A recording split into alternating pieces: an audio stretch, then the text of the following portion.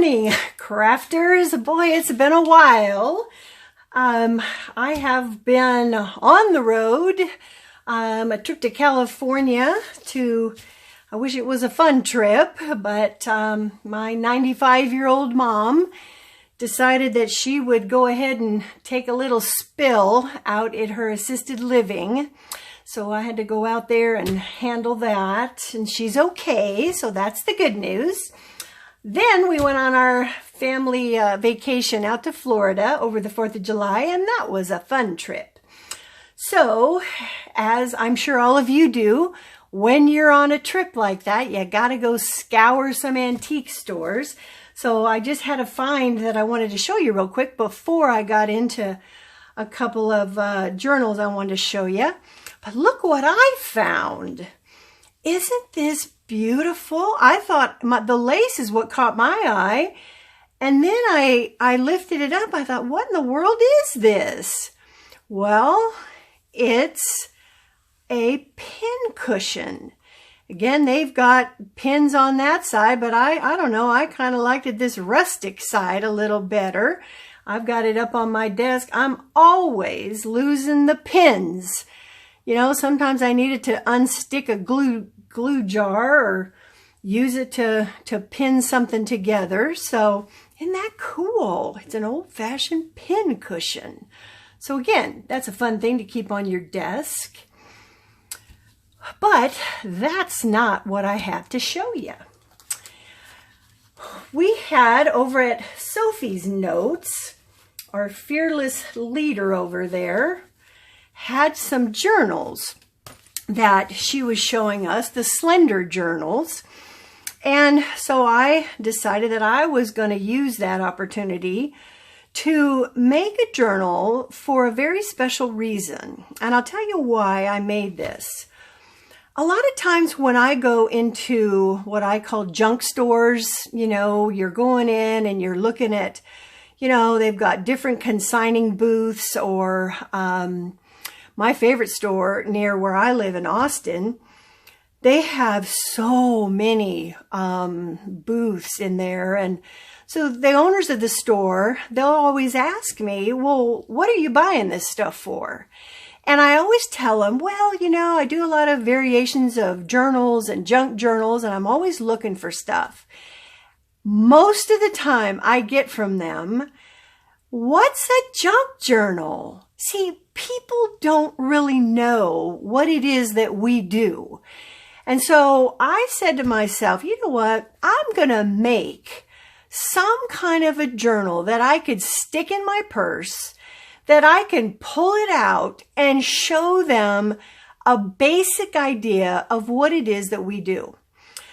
And when I saw this presented, and I thought, you know what, that would fit into my purse, and this would give them an idea of kind of what it is that we do. So here's, again, the panels, and it was put together, sewed together with muslin to connect the panels. But this is how, and again, as it opens up, and I'll try and get this all on camera here. As it opens up, I'm not doing this kind of herky-jerky here, but you can see how the panel, again, they're all connected. I've sewn in a couple of places that they can write in the pages here. So there again, there's a place to record journal memories in here. And I did a smaller one right here. So as I go through the panels, I'll show you what I did when I went into the store. And I pulled this out of my purse, and I sat there and I talked them through it. And this is what I told them. I said, you know, this is all about a memory keeping album that people can remember things by. And so I went through and I actually talked to them about things that I bought in their store and how I use them. So I said things like old book pages that I bought here, and old lace, and old buttons that I look for, and maybe old time cards and old playing cards, old stamps. Then I flipped this over and I said old tickets that I look for. And again, more book pages, and I bought that book in their store. And old lace. This is old kind of lace that I've laid in there. And then I came over here and I said this was old ephemera pieces, and that I bought in their store. More buttons that I used. I came over here and I showed them these old safety pins with the buttons connected to them. They had a whole bucket of those, and I bought some from them at their store.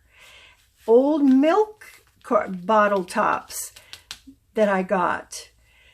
And I showed them how it was all put together, and they were amazed at all this stuff that's in their store. They've never seen it really come together in a project that had some meaning to it. And then, of course, I sold 2 of them because both of them looked at it and they said, oh, my mom would love this. And they asked me how much it cost.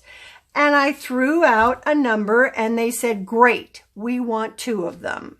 So that really wasn't my intent when I went in, but hey, okay. So I'm currently making them a couple of journals in the same kind of theme as this. So that was kind of fun. But again, I didn't even finish the back. I just left it a place where, again, they could record things if they wanted to, but it was really just a one-sided journal that I did for them. Now, this one really kind of spurred my imagination. And again, thank you for the wonderful idea on that. But this one spurred an idea. And I wanted to show you the one that I designed for my wonderful granddaughter.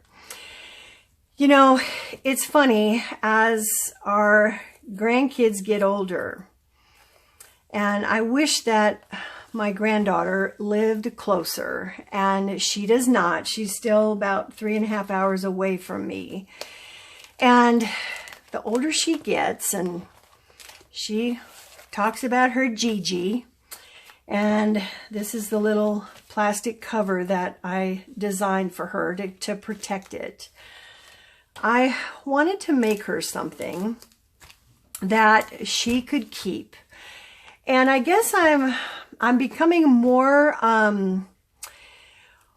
careful, I guess, about how I'm making these journals that we all love and treasure, that we make on our end. And I think maybe sometimes we forget, and I'm including myself in this, that we forget that when we make these for other people, that we want these to last them for a long time, because we want them to record in here. We want to give these to people so that when they hand them off to people that they love, that excuse me, that they last for a generation. I mean, when I write into this journal for my granddaughter, I want her to have this for a long time.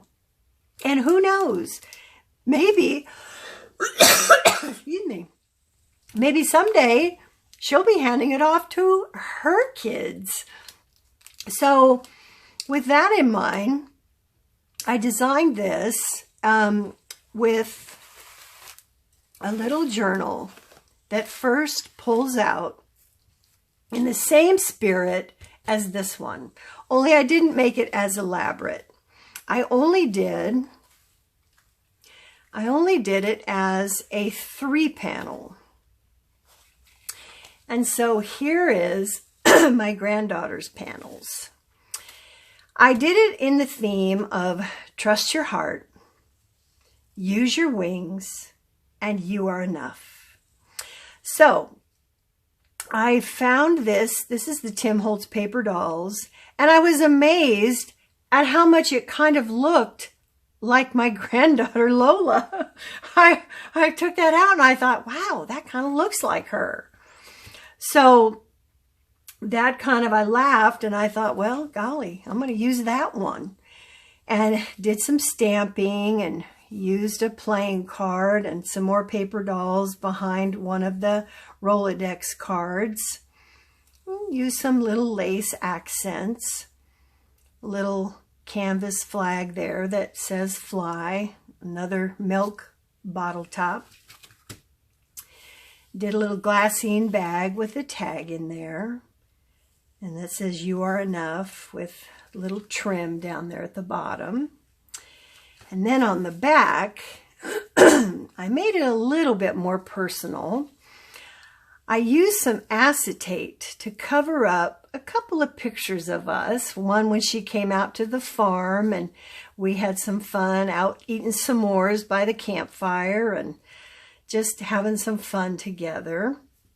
And this is off of an old necklace of mine that I had and just kind of glued some things down. Her mom is a great sewer, so I used some of that sewing paper from the Tim Holtz line, did that on the background there, and just did a fun little tag, got a little bit of glare going here, with a little bit of quote, "I'm so glad you're a part of my story." Put that in a little lace pocket.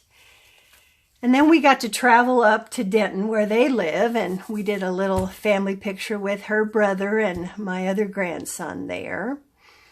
And then I got this really cool, I hope you can see it, this book stamp. This book belongs to, and then I stamped Lola's name in there. So that belongs to Lola. So yeah, so again, just a little memory book for her. And then this just wraps around. And it fits back in the little back of the packet here. And while I'm all for pictures, and I think that those are fun, what I also wanted to include was maybe the most important part of all, and that was some words. And, you know, I have a poster up in my studio, and it's a saying that I developed, and I use it when I do booths, and it's kind of a big poster, and it says, "Someday, all they'll have are our words. Journal now." And so I decided that I would write to Lola, and I wanted to make it in the form of some wishes for her life. Ooh, this is hard to get through because for me, this is the most important part. These are what I hope for her, and so I wrote her a little note, and then I decided to put in here 7 wishes for her life. And everything from, you know, how I hope her life goes and how she grows up, and, oh, about those boys, and and how it'll be when she grows up, and some wisdom to impart to her. And granted, she's young, and I know that some of these things won't make a lot of sense to her at this young age. But I hope that every birthday she'll take this out and she'll keep reading it, and that it will make more sense to her and more sense to her as she grows up. And then at the end, I included a little Gigi prayer for her. And so this little book, I put in a little glassine bag right in the front that she can pull out And then I did stamp the date on some muslin here. And that will go to my granddaughter. Yeah. So I wanted to share that. And I can't wait for her to receive that. She knows something is coming, but she doesn't know what it is. So I want her to enjoy that and enjoy it for a long time. So lots more to come. I'm working on a lot of other fun projects to come. And I love the idea of this journal. It's just something a little bit different. And I wanted to inspire you. Maybe put some words down. Send them to the people that you love so they'll have them forever. Thanks, y'all. Make it a great day.